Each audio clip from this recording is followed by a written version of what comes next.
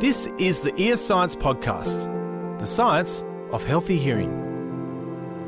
Hello and welcome to the Ear Science Podcast, the science of healthy hearing, proudly presented by Ear Science Institute Australia, a not-for-profit medical research institute.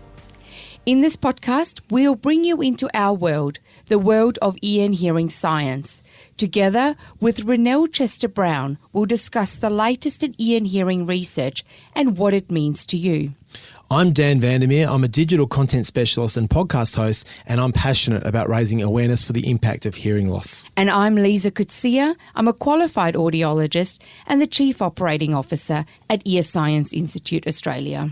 This podcast provides information of a general nature and does not constitute medical advice. Today's guest is Ronel Chester-Browne. Ronel, welcome to the Ear Science Podcast, the science of healthy hearing.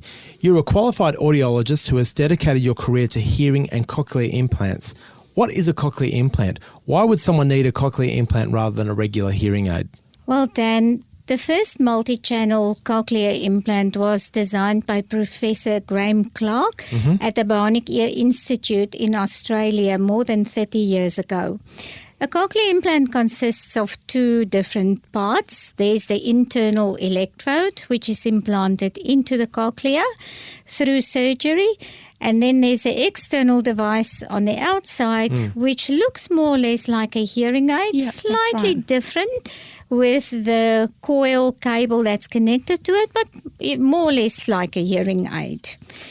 Now, a cochlear implant is very different to a hearing aid because it picks up acoustic sound and it changes or converts it into electrical energy. And then that electrode inside the cochlea stimulates the nerve electrically, and that is what makes it so different. Right. Now, Dan, you've asked me, why should someone need a cochlear implant rather than a hearing aid? Well, we have approximately 20,000 hair cells inside the cochlea. And as the hearing loss progresses, or as the degree of the hearing loss gets worse, we lose more and more hair cells. And it can get to a point where we have such limited hair cells inside the cochlea that a person can just not get enough speech clarity and understanding by using a hearing aid. Yeah, right. And that is the point where they might need a cochlear implant to provide that speech clarity. So cochlear implants can provide near to normal hearing to individuals who are suffering from a significant hearing loss. And that can result in many other benefits as well. For instance, improved quality of life, possible employment opportunities, and many more. Yep. So really somebody would go from having a hearing aid for, some years and then their hearing gets, worse and then they can't have a hearing aid anymore and then they go over to a cochlear implant. That's right, because the hearing aid cannot overcome the loss of hair cells, whereas the cochlea was specifically designed to replace the function of those damaged hair cells. Yes. So Ronel, this is amazing technology and so exciting that something like this has been invented in Australia. So can you tell me a little bit more about how has this technology changed over the last 30 years? So in the beginning of cochlear implants, more than 30 years ago, the criteria was extremely limited to people with a profound or at least a severe profound hearing loss. However, over the years it has changed, especially in the last 10 years, to the point now where more individuals with significant residual hearing in one or both ears can qualify for this implant. For instance, a person with a ski-slope hearing loss who still has significant low-frequency hearing, or a person with a single-sided deafness, whereas this would not have been the case so the even types 12 of years people that ago. are eligible for a cochlear implant has changed a lot. Definitely. As the technology has changed. Yes, the technology has changed a lot because now with the newer technology, we can adjust our criteria, but also because of our experience and what we've learned over the years. Initially, they thought that a person with a single-sided deafness will never be able to wear a cochlear implant. But then they found that when a person has a hearing aid and a cochlear implant, they do very well. So why not implant people with a single-sided hearing loss? with a cochlear implant. Very good. And Ronel, for me as an audiologist, some people sort of still think maybe a cochlear implant is something that we only do for children, or that's only suitable for children and only, really as part of research studies. And it's so important to make that very clear that cochlear implants are not part of a research study. It is proven technology that is changing people's lives. That's right, Lisa. And a significant number of our clients are over 80, even over 90 years of age. Our aging population is growing, and they can benefit as much from a hearing from a cochlear implant as a child. Donna Yayokodi, her research has shown that it can even prevent or slow down dementia, which is a devastating illness to have. And therefore, it's really important that we look at our adults as well. Yeah. So, Ronel, I know Dr. Kathy Sucher, one of our implant audiologists and implant research lead at Ear Science Institute Australia, is currently looking at the technology where cochlear implants can be adjusted remotely. So the clinician can be sitting in their office and the person can be sitting on their farm. So the technology has changed a lot. Can you talk to us a little bit more about how the technology in cochlear implants has changed? Well, Lisa, the technology has improved significantly over the years, and telemapping, telehealth audiometry is just one of the aspects that has developed since. Just to look at the device itself, it has become so much smaller. The surgery, the recovery period has become quicker and easier. The connectivity has improved. People can now stream directly via Bluetooth from their telephones. Amazing. And in this research that Dr. Sucher has performed, we're also looking at the possibility of sending results directly from people's telephones to the clinic, where they do an online test and we can see the results and measure the benefits that they're receiving and determine how many appointments they require. And we would not have thought that this would be an option a few years ago. No. So there has been significant improvements. That's amazing. So, Ronel, for anyone listening, how would a person know if they are a candidate for a cochlear implant? So, Dan, it's really important that any person that is struggling with their hearing, when they struggle to hear over the telephone, in noisy environments, even one-on-one at home, if they are having any difficulties, they have been back to their hearing aid provider several times. They have tried everything to optimize the hearing aid settings, but they're still just struggling. And especially if they start to withdraw from social interaction and become isolated, they should really consider investigating whether they are a candidate for a cochlear implant or not. All hearing aid audiologists have that client that just keeps on coming back with ongoing problems with their hearing aids, and everybody is very frustrated with it. And those patients, those clients might be a possible candidate, so they should contact us and they should speak to a professional to find out if that is an option. Yep. There's some technology that they can actually use, Dan. It's on our website, so you can go there. I'm not sure the exact spot. But where they can do a speech test, where they listen to words with their hearing aids on, and that test is able to show them, will they do better with a cochlear implant? Oh, wow. So it's quite an objective test. So for somebody sitting at home thinking, I'm not sure, just contact us. That's easy. Yep. But you could also go on the website, and it's called Hearing Aid Checker. Yes. So it compares your results to a person with a cochlear implant. So it's a really interesting test, and that's something that Cochlear has brought out to help people make that transition from hearing aids to a cochlear implant. Yeah, fantastic. Yeah. Now, Lisa, you spoke about the hearing aid checker, and that is a wonderful tool, but our clients or any person that think that they might be a candidate for a cochlear implant or just wondered about it is very welcome to contact Ear Science directly, the Ear Science Clinic. There is no need for a referral from anybody. We have lots of people who refer themselves to our clinic, even if it's just for an opinion. You can speak to a trusted and qualified audiologist for an opinion as well. And we have relationships with hearing aid clinics that refers to the Ear Science Clinic. But the most important thing is not to delay, because it really is life-changing. Yes. So, Ronel, I mean, you make it sound so easy, just contact us, book in for a test. But, Ronel, you and I know that there's still 90% of people that need a cochlear implant that doesn't have one. At the Institute, this statistic is not something that we want, and we want to change that. What does the research tell us about why there is still so many people that don't have a cochlear implant that actually need one? So Azadeh Ibrahimi was a researcher that worked for the Ear Science Institute, and she specifically looked into the barriers and the drivers for cochlear implantation. So why you would get one, or what would stop you from getting one? Exactly. Yeah.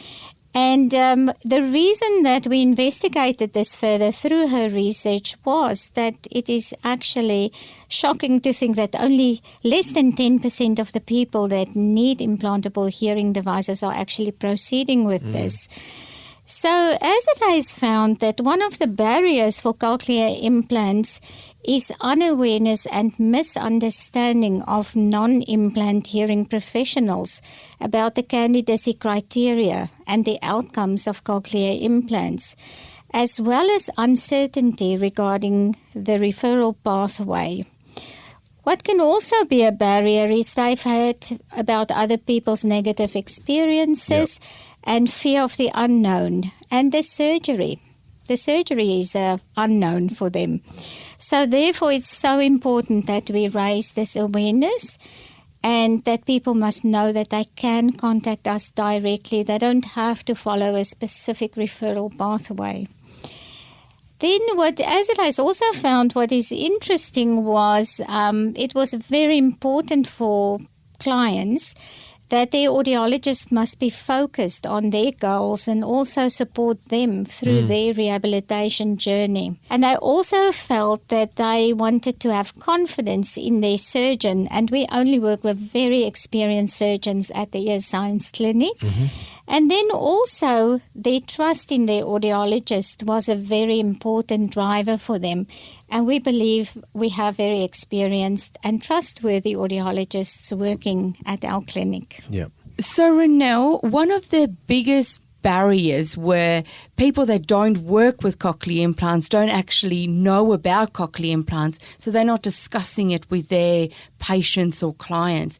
So I believe that this podcast is such a powerful tool to educate the person sitting there listening, thinking, I think this sounds like me. I think I should go and have a test done, or somebody you know. Yeah.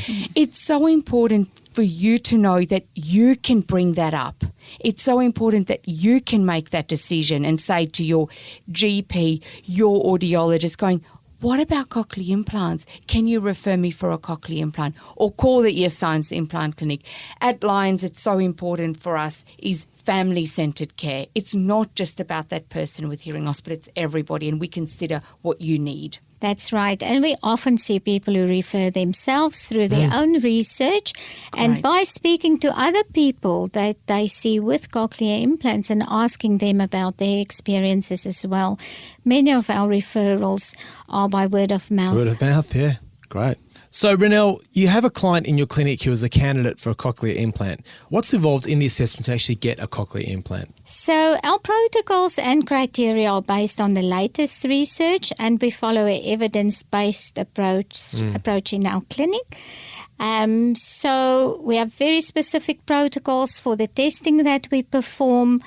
We then look at the criteria, we provide the results to the clients, explain to them whether they're a candidate for a cochlear implant or not. Even if a person is not a candidate for an implant, we will still do our best to try and find the best possible hearing solution for them. And we will we will support them every step of the way. Ronel, what is the research currently saying in regards to the outcomes that people can expect when they get a cochlear implant? So Dr. Kathy Sucher's research has shown that outcomes can be variable depending on many factors.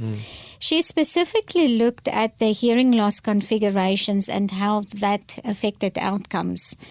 And although these outcomes varied, all of the clients who received a cochlear implant performed better with a cochlear implant than what they did with their hearing aids before. So at least 60% of the clients in her study were non-traditional candidates, and yet all of them still received significant benefit from implants. And Ronel, that research that Dr. Sucher did was on our clients. It was 600 of the Ear Science Implant Clinic clients that she brought together and looked at their data. And you know what? This data is so important to inform new people coming in. Yes. So when they are thinking, should I get a cochlear implant? How am I going to do? We can actually say, in our program, with our surgeon, with our clinicians, this is how people perform. It's so, so powerful. And it's a very important counselling tool as well, because people, the first thing they ask us in our appointments is, how much better will my hearing be if I receive a cochlear implant? Yeah, right. That's right. Well, Ronel, you're clearly dedicated to supporting clients with cochlear implants. What gets you out of bed in the morning when you wake up? Like, what part of your day is the driver for you? Well, Dan, I've performed 2 switch-ons in the last week where it was life-changing within the first 5 minutes of activating their devices. This is not always the case. I know. I wish it was, because for some people it can take up to 12 months before they receive the full benefit of their device. But in these 2 cases, it was just amazing to see how emotional and happy they were. Unreal. And they immediately reported that this is the best that they have heard in many, many years. Something else that also drives me to do what I'm doing is when people tell us for the first time ever we could have a conversation in the car, which is something that all of us can do and we just take it for granted. Yeah. But they have to lip read. People with significant hearing losses need the lip reading, and they cannot have a conversation in the car. So that's why we try our best to provide the best possible hearing solution for our clients. And that's a pretty good reason to get out of bed in the morning. Ronel, you mentioned previously about having mentors available to talk someone through the process. Can you expand on that? So does that mean someone can come and talk to someone who's been through the experience of having a cochlear implant? Yes, offering the mentor services is extremely important. We try to match our clients with somebody else who has had a similar hearing history, and then they meet for a coffee or they just email each other, and our new clients can ask our existing clients about their hearing experience, and it is so important for them because they have been through the same journey and they can really guide them. Oh, and that's what a service to offer. Yeah, that's fantastic. It's so powerful having somebody that you can speak to that's gone through the journey. And it's just one of the ways that we support people through their journey, because it is a journey that they might have never even heard of. No, that's right. You know, so they don't know the process to walk through. Yep. But at the implant clinic, we really guide them through every step of the way. We also offer support group meetings. Okay, great. And this is every 3 months. And there we have at least 30, sometimes up to 40 people attending these meetings. And we don't only invite people who are possible candidates for implants or who are thinking about it, but we also invite existing clients to come and present and talk to them, and they can ask them questions. And also our clients who have been switched on recently during their acute rehabilitation phase. so that they can also come in and either provide support to the new clients or that they can ask questions as well if they need that support in the early stages following switch on. Love that. And at these support group meetings, we often have the spouses attending them as well, and they can also support each other because the spouses are the ones who live with that person with a hearing impairment, and it's everybody gets frustrated, and the hearing journey is a family journey. It is not just the person who needs the cochlear implant that has to go through the journey. That's fantastic. Ronel, what are the key takeaways you would like to share with our listeners regarding cochlear implants? Well, I think it is extremely important. Do not delay. If you need any information, a discussion or opinion on your hearing, take control of your healthy hearing and contact us. It is part of healthy aging. If you find that you're struggling with hearing aids in any challenging listening environment, noise, when a person's not facing you on the telephone or even hearing the television, a cochlear implant might just be what you need. Ronel Chester-Browne, thank you so much for joining us. It's been a pleasure speaking to you today. Thank you, Ronel. Thank you. Your hearing won't heal itself, but we can help. Hearing aids help many people, but as your hearing loss progresses, a hearing implant may give you the clarity and volume you need to understand speech again. Hearing implants are life-changing devices that can help you hear sounds you no longer hear with your hearing aids, restoring your confidence and connecting you to loved ones. Earscience Implant Clinic is proudly West Australia's largest private hearing implant program, translating the latest research into surgical and clinical care with a comprehensive medical team, including ear surgeons, qualified hearing implant audiologists and other specialists, all dedicated to restoring your confidence with appointments and surgery times to suit you. Search Earscience Implant Clinic and take our quiz to find out if a cochlear implant is right for you. If you've enjoyed this episode, let us know by rating and reviewing this podcast or sharing it with a friend or family member. Make sure you've subscribed so you don't miss an episode. Next episode, we will learn more about how technology such as invisible hearing aids and Bluetooth connectivity to smartphones and TVs is helping people feel empowered to take control of their hearing. Sometimes people don't do that and they put the hearing aid in the drawer. So nowadays we've got a couple things that we can use. So one of them is remote adjustments. So that's the ability for our client to sit at home in the comfort of their bed or their lounge, whatever it might be, and we can make adjustments in real time whilst having a chat to them from our office. To view this episode with captions, visit the Earscience YouTube channel or our website www.earscience.org.au/podcast. To suggest a topic for a future episode, links to more information and all the research papers on this topic, visit our website www.earscience.org.au/podcast. The producer of the Earscience podcast, The Science of Healthy Hearing, is Emma Ireland, with sound engineering and editing by myself, Daniel Vandermeer. We acknowledge the traditional custodians of the land we are recording this podcast on, the Whadjuk people of the Noongar Nation, and the land on which you're listening from. We pay respects to Aboriginal elders past, present, and emerging.